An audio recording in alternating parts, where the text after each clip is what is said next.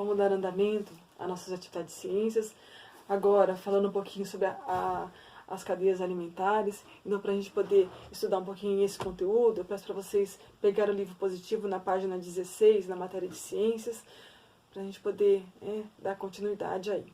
Então, livro positivo, página 16, ciências.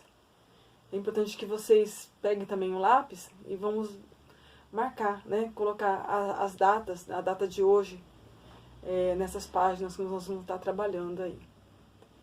Contrário, então, página 16, livro positivo, ciências.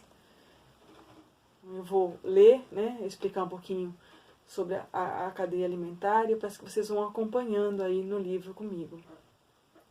Cadeias alimentares. Você já estudou que todos os seres vivos necessitam da energia para realizar as mais variadas atividades.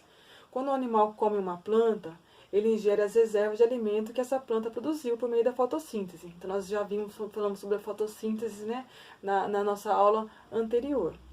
Essas reservas são usadas pelo animal para a obtenção da energia.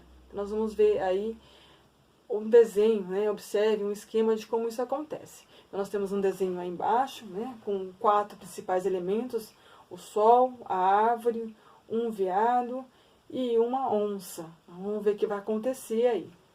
As plantas absorvem a energia da luz do sol e produzem seu alimento. Esse alimento servirá para a própria planta e para o veado que se alimenta dela. O veado, por sua vez, servirá de alimento para a onça pintada. Então, nós vimos aí que um necessita do outro, um precisa do outro para se alimentar, para sobreviver. Isso daí é uma cadeia alimentar. Então, o sol, a luz do solar, ela é fundamental para a sobrevivência dos seres vivos, de todos os seres vivos. Então, nós precisamos da luz do sol. Nós vemos que a luz do sol, ela serve de alimento, da planta. Além da luz do sol, a planta necessita também da água e do gás carbônico, para a realização da fotossíntese e o fornecimento da sua alimentação. Aí nós temos aí um veado. O veado é um animal herbívoro que necessita da planta para se alimentar, para sobreviver. E depois nós temos aí uma onça, que é um animal carnívoro, que precisa do veado ou qualquer outro animal, outro animal para poder se alimentar também. Então, esse processo onde um necessita do outro para sobreviver, para se alimentar, é chamado de cadeia alimentar. Obter alimento é uma atividade importante para qualquer ser vivo. Os cientistas que estudam ecologia têm muito interesse em saber como os seres vivos de um ecossistema se relacionam entre si por meio da alimentação.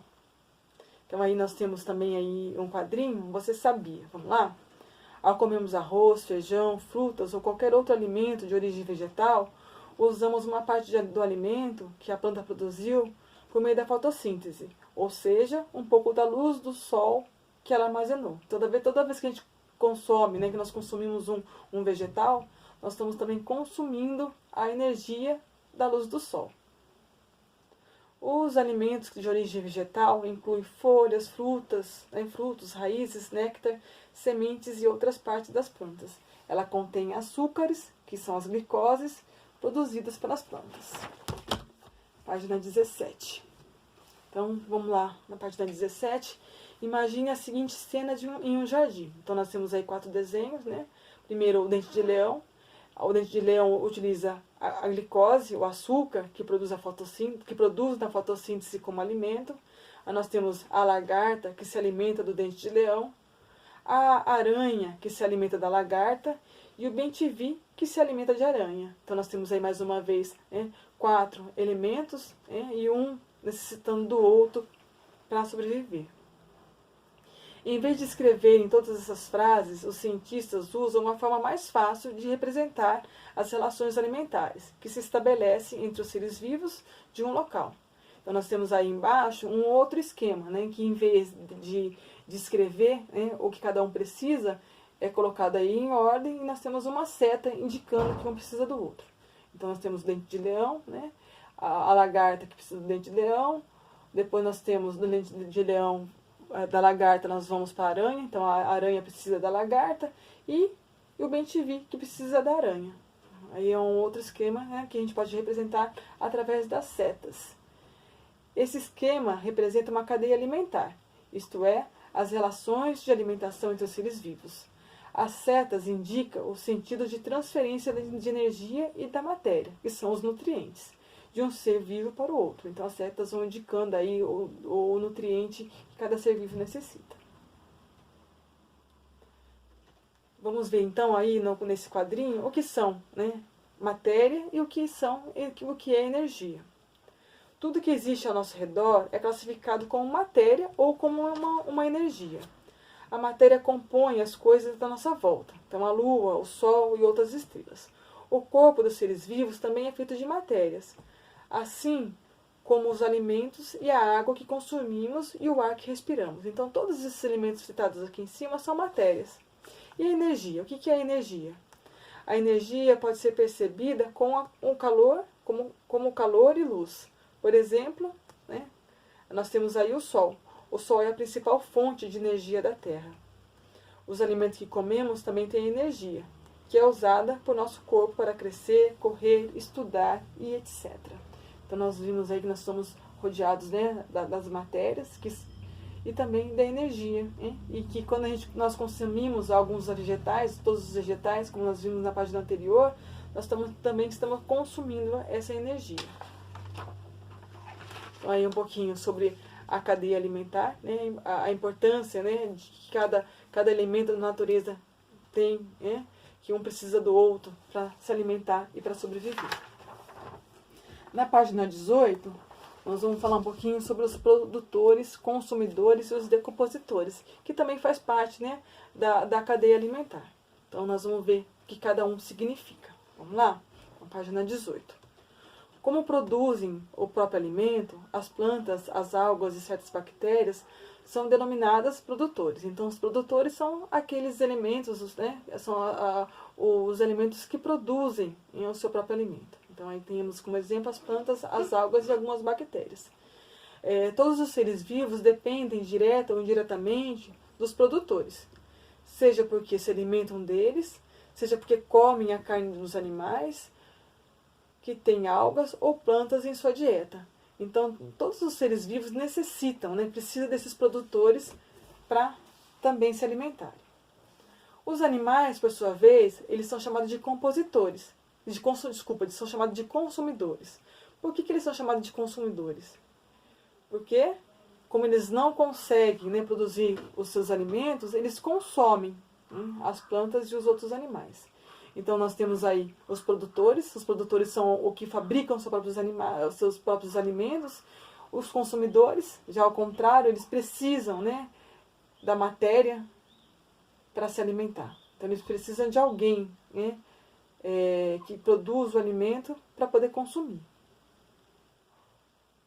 Além dos produtores, dos consumidores, existem também os que realizam a decomposição da matéria orgânica, que são os fungos e as bactérias. Então, os fungos e as bactérias são decompositores e se nutrem de plantas e animais mortos, como nós vimos aí também na aula passada, liberando sais minerais no ambiente, os quais são aproveitados novamente pelas plantas.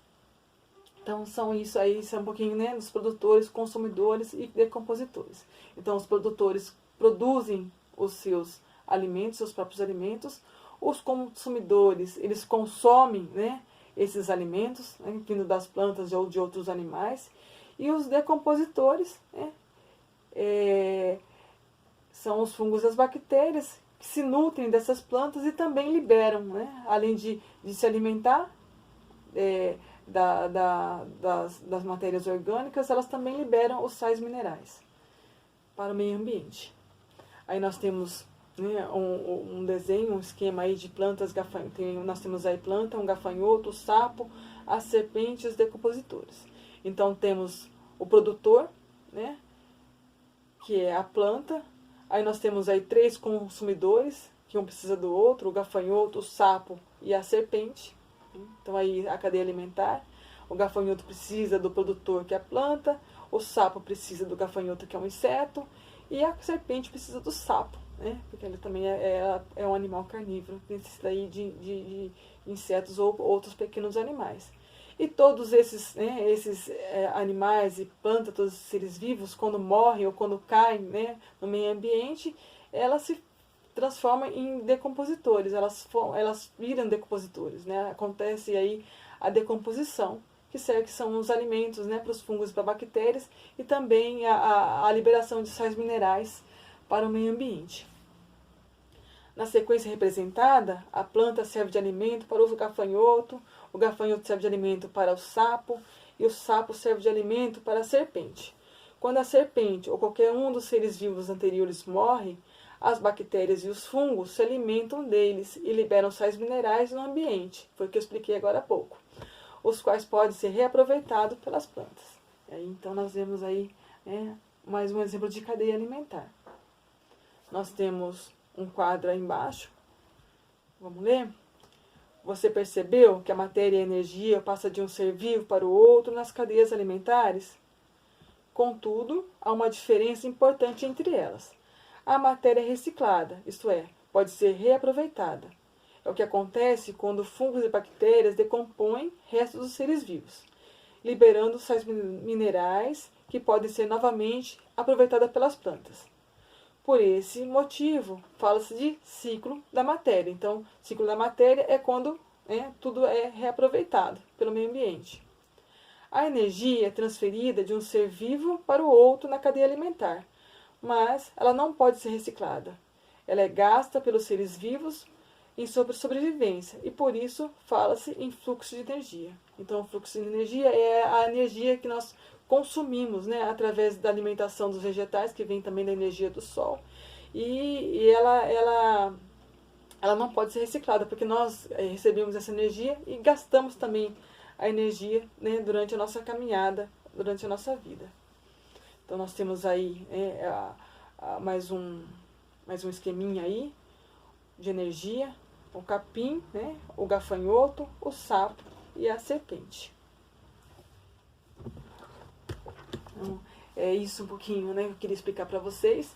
Daqui a pouco nós vamos voltar no próximo vídeo para a gente poder realizar as atividades do livro positivo. Até daqui a pouco.